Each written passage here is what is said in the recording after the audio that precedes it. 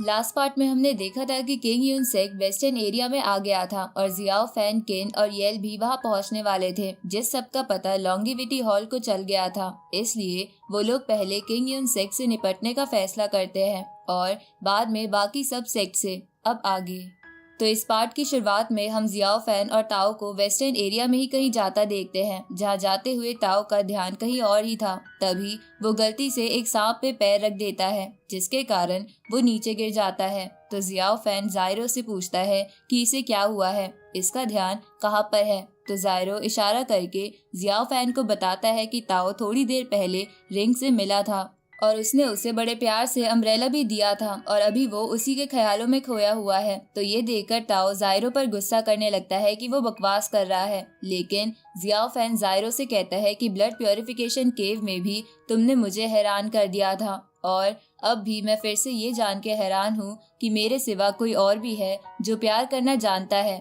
तो ये सुन के ताओ जियाओ फैन से कहता है कि ऐसा कुछ भी नहीं है, मुझे बस लोगों को मारना आता है। लेकिन जियाओ फैन को उसकी बातों पर विश्वास नहीं होता। साथ ही जायरो भी उसे चिढ़ा रहा था। तो ये सब देखकर ताओ को बहुत ही गुस्सा आने लगता है, लेकिन तभी उसे रिंग का चेहरा याद आ जाता है, जो याद आने पर वो शांत हो जाता है। पर तभी वो अचानक से देखता है कि वहाँ से जियाओ फैन फिर से डिसअपियर हो गया है। इस तरफ हम देखते हैं कि फेंगजियान वैले के लोग लॉन्गिविटी डीमन हॉल के लोगों का पीछा करते करते एक जगह पहुंच गए थे, जहां पहुंच के ली जुन चिल्लाते हुए बोलता है कि तुम सब डीमंस बाहर आ जाओ, यही तुम्हारे लिए अच्छा होगा। पर तभी वो सब अचानक से डूबने लगते हैं, क्योंकि वो एक दलदल पर खड़े थे और उन डीमंस ने उन्हें यहाँ फंसा दिया था। पर तभी वहाँ मैसेंजर, रोजी और तियानियन टेम्पल के लोग आके उनमें से बहुत सारे लोगों को बचा लेते हैं, लेकिन कुछ लोग दलदल में डूब के मर जाते हैं। तो ये देखकर लीज उनको गुस्सा आने लगता है। तभी वो मैसेंजर कहता है कि पक्का वो डीमंस हमें यहाँ जानबूझ के लेकर आना चाहते थे। इस पे ली जुन उससे पूछता है कि तुम्हारे कहने का क्या मतलब है। तो मैसेंजर बताता है कि इस जगह को मौत का समंदर कहते हैं, क्योंकि इस पूरी जगह पर बस दलदल ही है जो बिना किसी सबूत के किसी को भी मार सकता है। उसी वक्त तियानियन टेम्पल का मॉन्क मैसेंजर से पूछता है कि अब हमें आगे क्या करना चाहिए। तो मैसेंजर बोलता है कि बहुत जल्द अंधेरा होने वाला है और अंधेरे में दुश्मन हम पर हमला करेंगे, इसलिए हमें सबसे पहले एक जगह रुक कर आग जलानी चाहिए और खाना खा लेना चाहिए। इधर हम लॉन्गिविटी हॉल को देखते हैं, जहां एक स्टूडेंट उस मास्टर को बताता है कि हम जियाओ फैन, येल और किन से मुकाबला करने का रिस्क अभी नहीं ले सकते, क्योंकि वो तीनों बहुत ज्यादा खतरनाक है। तो ये सुन के वो सेक्ट मास्टर कहता है कि हमें कुछ न कुछ तो करना ही होगा, इसलिए सबसे पहले हम किंग यून सेक्ट पर हमला करेंगे और उस ट्रेजर को पाने के बाद हमें किसी भी सेक्ट से डरने की जरूरत नहीं पड़ेगी, जिसके बाद हम बाकी सेक्ट्स को भी मार देंगे। तो ये सुन के वो सभी स्टूडेंट्स किंग यून सेक्ट की तरफ निकल जाते हैं। इस तरफ किंग यून सेक्ट, फेंगजियान वैले और तियानियन टेम्पल के लोगों ने आग जला ली थी और वो लोग फिलहाल आराम कर रहे थे। साथ ही आगे का प्लान भी वो मैसेंजर बना रहा था। इधर फेंगजियान वैली की यान ली जुन से कहती है कि इस वक्त लॉन्गिविटी हॉल वीक होता जा रहा है और हो सकता है अगला नंबर हमारी वैले का हो। तो ये सुन के ली जुन कहता है कि मैं भी उसी बारे में सोच रहा हूँ। उसी वक्त उनके पास वो मैसेंजर आके उनसे कहता है कि आज रात डीमंस हम पर हमला कर सकते हैं, इसलिए तुम एक पानी की बोतल अपने पास रख लो। इस पे ली जुन कहता है कि तुम खामखा बहुत ज्यादा सोच रहे हो, लॉन्गिविटी हॉल यहाँ से बहुत ज्यादा दूर है, ऊपर से अगर उनका मास्टर अपनी अल्टीमेट टेक्निक भी इस्तेमाल कर ले तो भी वो हम सबको अकेला नहीं हरा पाएगा, इसलिए हमें आराम करना चाहिए ताकि हम कल के लिए प्रिपेयर हो सके।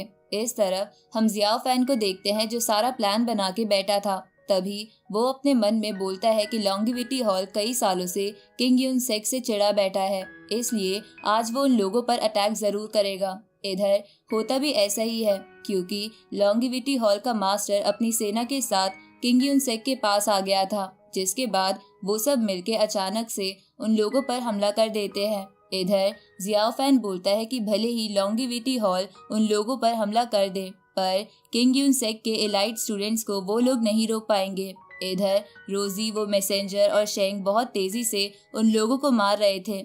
इस तरफ जियाओ फैन अपने कुछ साथियों को लॉन्गिविटी हॉल के पास भेज देता है, लेकिन वहां पहुंचते ही वो लोग एक फॉर्मेशन में फंस जाते हैं और वहां चारों ओर एक बैरियर बन जाता है, जिससे वो लोग बाहर नहीं निकल सकते थे और उस बैरियर को वहां बैठे कुछ लॉन्गिविटी हॉल के स्टूडेंट्स ही कंट्रोल कर रहे थे। इस तरफ जिन यू भी किंग यून सेक के पास आ जाता है, जिसके बाद वो भी लगातार उन लोगों पर अटैक करता है। और तभी अचानक से वो सेक्ट मास्टर अपने एक मैजिकल मिरर से जिन यू को पीछे करके उस पर एक बहुत बड़ा अटैक करने की कोशिश करता है, पर फेंग जियान वेले और बाकी सब लोग मिलके उस अटैक को रोक लेते हैं। इधर उस मास्टर को उसका चेला आगे बताता है कि इतनी सी ही बैटल में हम अपने 30% स्टूडेंट्स को गवा चुके हैं। इधर ली जुन मैसेंजर से कहता है कि इन लोगों को टैकल करने का तुम्हारा प्लान सच में बहुत शानदार था।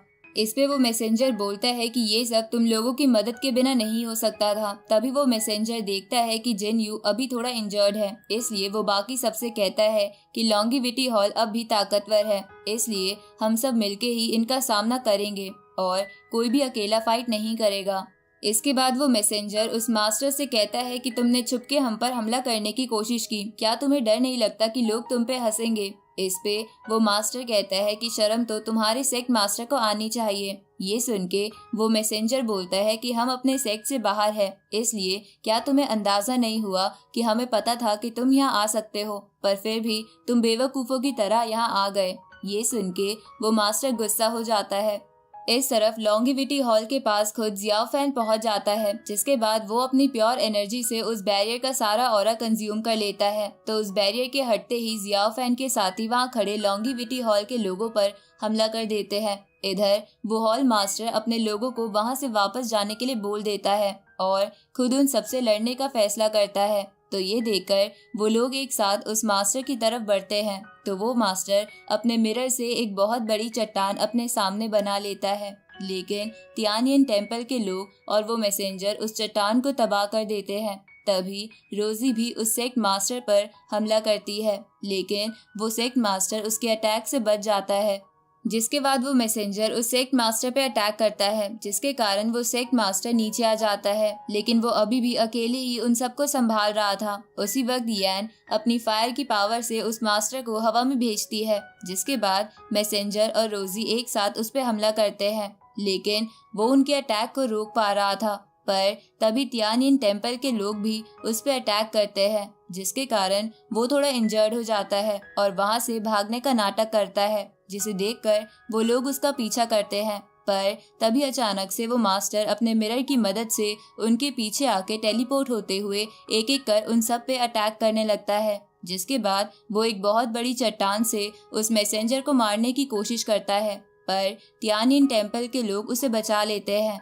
तो ये देखकर वो मास्टर कई सारी स्वॉर्ड्स के क्लोन बना के उनकी तरफ भेजता है, जिन स्वॉर्ड्स का सामना रोजी और जिन्यू कर रहे थे। इधर वो मैसेंजर कहता है कि इसका मैजिकल मिरर बहुत ही खतरनाक है, पर इसने शुरुआत में ही इसका इस्तेमाल क्यों नहीं किया था। लगता है हम किसी फॉर्मेशन में आ गए हैं जहां ये इस मिरर का इस्तेमाल कर सकता है। तो शेंग उन सबसे कहता है कि तुम लोग मुझे प्रोटेक्ट करो और मैं इस सब का पता लगाता हूँ। तो ये सुन के वो लोग उस सेक्ट मास्टर को फाइट में बिजी रखने लगते हैं और शेंग उस फॉर्मेशन को ढूंढने लगता है, जहां ढूंढते हुए उसे पता चलता है कि वो सेक्ट मास्टर 5 एलिमेंटल की पावर से उन पे अटैक कर रहा है, जो पावर उसे एक एनर्जी सोर्स से मिल रही है। तो ये जान के वो सभी उस मिरर से बचते हुए अलग अलग डायरेक्शन से एक साथ उस मास्टर पे अटैक कर देते हैं, जिसके कारण वो मास्टर अब पूरी तरह गिर चुका था। लेकिन तभी वो फिर से अपने मिरर का इस्तेमाल करने की कोशिश करता है, लेकिन वो लोग उसे ऐसा करने ही नहीं देते। तभी रोजी अपनी बहुत ही खतरनाक स्वॉर्ड फॉर्मेशन बनाने लगती है और इधर बाकी लोग उस मास्टर को उलझा रहे थे। इधर रोजी उस फॉर्मेशन को कंप्लीट करते ही उस मास्टर पे अटैक करती है, जिसे दूर से जियाओ फैन भी देख रहा था। और इसी के साथ ये पार्ट यहीं खत्म होता है।